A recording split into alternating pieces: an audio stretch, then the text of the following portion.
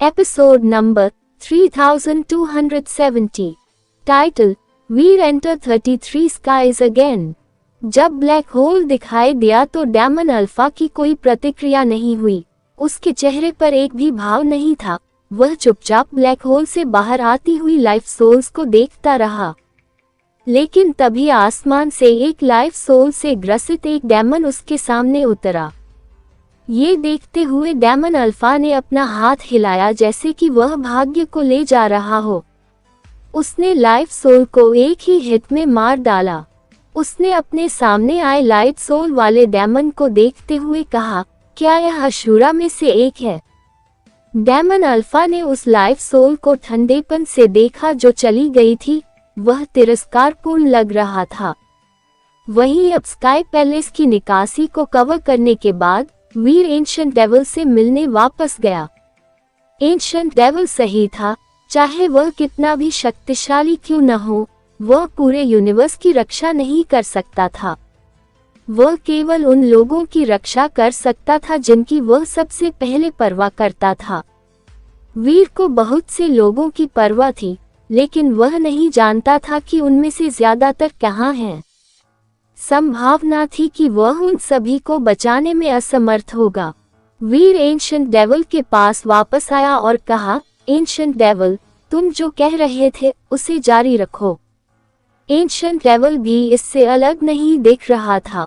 उसने अपनी बातचीत जारी रखी और कहा, पुराने लीडर की योजना के अनुसार 33 स्काई यूनिवर्स का मुख्य क्षेत्र बनने वाले थे जो मुख्य और विपरीत दोनों यूनिवर्सों को नियंत्रित कर सकते थे। अगर उन्हें नियंत्रित करना था तो उन्हें एक प्रबंधक की आवश्यकता होगी। इसलिए जब उन्होंने 33 स्काइज को डिजाइन किया तो उन्होंने 33 स्काइज में काम करने के लिए एक प्रबंधक की योजना बनाई। इसका मतलब है कि उन्होंने 33 स्काइज से एक प्राणी बनाया जो प्रबंधक बन गया। इस तरह वे 33 स्काइज को चला सकते थे। क्या तुम कह रहे हो कि स्काई किंग एक ऐसा प्राणी है जिसे 33 स्काइज ने बनाया है? वीर समझ गया कि एंशिएंट डेविल क्या कहना चाहता था। एंशिएंट डेविल ने सिर हिलाया। हाँ, स्काई किंग उन प्राणियों में से एक है जिन्हें 33 स्काइज ने बनाया था। उसे नंबर 1 मैनेजर माना जाता था जो 33 स्काइज को नियंत्रित करता था। वह पुराने लीडर से सीधे आदेश लेने वाला था। इसका मतलब था कि वह 33 स्काइज में प्राथमिक प्रबंधक होगा। जब यूनिवर्स को रीबूट किया गया तो 33 स्काई प्रभावित हुए। इसने अंतरिक्ष में कई परतें बनाई, वहां के प्राणी भी प्रभावित हुए। कई प्राणियों का पुनर्जन्म स्काई किंग की तरह हुआ। एंशिएंट डेविल की बात सुनकर वीर सोचने लगा। उसने अंततः एंशिएंट डेविल की ओर देखा और कहा, अगर मैंने सही अनुमान लगाया है तो तुम कह रहे हो कि 33 स्काइज में स्काई किंग जैसे एक से ज्यादा मैनेजर थे। क्या इसका मतलब यह है कि तुम्हारे पास जो 8 जनरल थे वे सभी 33 स्काइज से आए प्राणी थे? एंशिएंट डेविल ने इससे इनकार नहीं किया। वह हंसा और बोला, तुम सही हो। 8 जनरल 33 स्काइज से आए प्राणी थे। उनके पास 33 स्काइज की रक्षा करने की शक्ति थी। भले ही वे पुनर्जन्म लें, लेकिन उनकी आत्माओं की प्रतिभाएं नहीं बदली जाएंगी। 33 स्काई उनकी शक्ति पर निर्भर हैं। मैंने उनके पुनर्जन्म वाले स्व को पाया और 33 स्काइज को नियंत्रित करने के लिए उनकी शक्तियों का उपयोग करने की आशा की, लेकिन 33 स्काइज को नियंत्रित करने के लिए अभी भी उन्हें और उनकी आत्माओं को जागृत करने की आवश्यकता है। अभी स्काई किंग की आत्मा जागृत हो गई है। अगर ऐसा नहीं होता तो 33 स्काई वैसे नहीं होते जैसे वे अभी हैं। ये स्काई किंग क्यों होना चाहिए? क्या ये कोई और जनरल नहीं हो सकता? वीर ने पूछा। क्या मैंने अभी तुमको नहीं बताया कि स्काई किंग 33 स्काई से आया प्राणी था जिसे सर्वोच्च स्तर का अधिकार दिया गया था? एंशिएंट डेविल ने उत्तर दिया, अन्य जनरलों के पास कम अधिकार नहीं थे, लेकिन अनुमति प्राप्त अधिकारी फिर भी अलग थे। 33 स्काइज को खोलने के लिए स्काई किंग को जगाना आवश्यक था। अच्छा, तो असुरा के बारे में क्या? वीर ने जलती आंखों से एंशिएंट डेविल को देखा। एंशिएंट डेविल ने अपने कंधे उचकाए और कहा, हर चीज दुर्घटना की शिकार होती है और चीजें गलत हो जाती हैं। असुरा के साथ भी ऐसा ही एक दुर्घटना ही। वह 33 स्काइज की आत्मा है। वह सभी कानूनों को नियंत्रित करने वाला प्रबंधक था। वीर ने एंशिएंट डेविल की ओर देखा। वह चाहता था कि वह बोलता रहे। एंशिएंट डेविल ऐसा लग रहा था जैसे वह वीर को देखकर मुस्कुरा रहा हो, लेकिन वह मुस्कुरा नहीं रहा था। क्या तुम यहाँ कहानियां सुनते रहना चाहते हो या मेरे साथ 33 स्काइज में आकर यूनिवर्स के छेदों को बंद करना चाहते हो? क्या तुम उन्हें सील कर सकते हो? वीर ने आश्चर्य से एंशिएंट डेविल से पूछा। स्काई किंग पहले से ही जाग चुका है। हालांकि वह अभी तक पूरी तरह से नहीं जागा है, लेकिन उसने जो 2 रास्ते खोले हैं उन्हें आसानी से बंद नहीं किया जा सकता।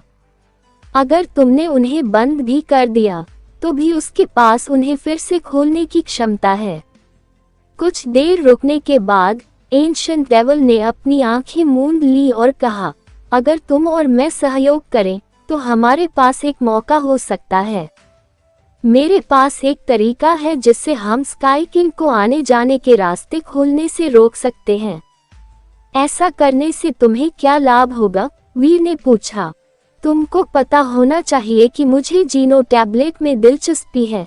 मैं नहीं चाहता कि दूसरे लोग इसके लिए मुझसे लड़ें, खासकर एक ऐसा आदमी जो स्काई किंग और गॉड केओस पार्टी को नियंत्रित कर सकता है। मेरी शक्ति के कारण मैं एंडरसन सैनी से नहीं लड़ सकता। अगर वह जल्द ही 33 स्काई में प्रवेश करता है तो मेरे पास उसे रोकने का कोई मौका नहीं होगा। एंशिएंट डेविल बहुत ईमानदार और स्पष्टवादी था। वीर ने सिर हिलाया और पूछा, ऐसी स्थिति में आपको क्या लगता है हमें क्या करना चाहिए? चलो पहले 33 स्काई पर चलते हैं, एंशिएंट डेविल ने कहा। जीनो प्रोटोटाइप रेप्लिका के बिना मैं अब 33 स्काई पर वापस नहीं जा सकता। केवल तुम ही मुझे वहां ले जा सकते हो। मैं वहां जाने के लिए सिर्फ अपने स्प्रिट बॉडी का इस्तेमाल कर सकता हूँ। वीर ने सिर हिलाते हुए कहा, मैं अपने साथ कुछ भी नहीं ले जा सकता। वह सच बोल रहा था। अगर वह एंशिएंट डेविल को अपने साथ वहां ले जा सकता तो वह सचमुच ऐसा करता। एंशिएंट डेविल जीनो टैबलेट को छू नहीं सकता था। एंशिएंट डेविल को लगा कि यही मामला है, इसलिए उसे आश्चर्य नहीं हुआ। उसने कहा, यह मुश्किल नहीं है। मैं अपनी आत्मा को बाहर लाने का कौशल इस्तेमाल कर सकता हूँ। मैं तुम्हारी सी ऑफ सोल में प्रवेश कर सकता हूँ। फिर तुम मेरी आत्मा को 33 स्काई तक ले जा सकते हो। जरूर, वीर ने सिर हिलाकर कहा। उसने एंशिएंट डेविल के स्प्रिट बॉडी को 33 स्काई में प्रवेश करते देखा था, इसलिए उसे आश्चर्य नहीं हुआ। तुम यहीं रुको, मैं अपने शरीर के लिए एक सुरक्षित जगह ढूंढ लूंगा। एंशिएंट डेविल दूर चला गया। कुछ ही देर बाद वह एक स्प्रिट बॉडी के साथ वापस आया। वीर ने अपना सी ऑफ सोल खोला, जिससे एंशिएंट डेविल अंदर उड़ गया। ये देखकर कि वीर के सी ऑफ सोल में कई बीस्ट सोलें और गॉड सोलें थी, एंशिएंट डेविल उसकी तारीफ किए बिना नहीं रह सका। तुम एलायंस के यूनिवर्स से आए एक इंसान हो, फिर भी किसी चमत्कार से तुम इतने खास निकले। तुम्हारे पास एलायंस के यूनिवर्स की शासन शक्ति की स्वीकृति है। मुझे बहुत जलन हो रही है। इसमें ईर्ष्या करने वाली क्या बात है? वीर ने पूछा। सेक्रेड प्लेस जैसे जगह एंडरसन सैनी और वर्ल्ड किंग गॉड द्वारा बनाए गए थे। अगर वे इसे बना सकते थे तो मुझे लगता है कि तुम भी कुछ ऐसा ही बना सकते थे। एंशिएंट डेविल ने ठंडे स्वर में कहा, एंडरसन सैनी ताकतवर है, लेकिन मैंने उससे पहले कभी लड़ाई नहीं की।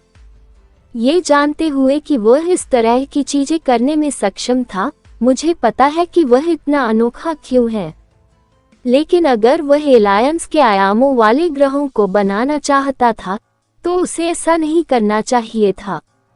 ये सिर्फ उसकी बात नहीं है, यहाँ तक कि गॉड हॉल लीडर भी एलायंस के आयामों वाले ग्रहों जैसी कोई चीज बनाने में असमर्थ होना चाहिए था। क्या एंडरसन सैनी ने एलायंस के आयामों वाले ग्रहों को नहीं बनाए? वीर ने आश्चर्य से पूछा। बिल्कुल नहीं, एंशिएंट डेविल ने निश्चयपूर्वक कहा।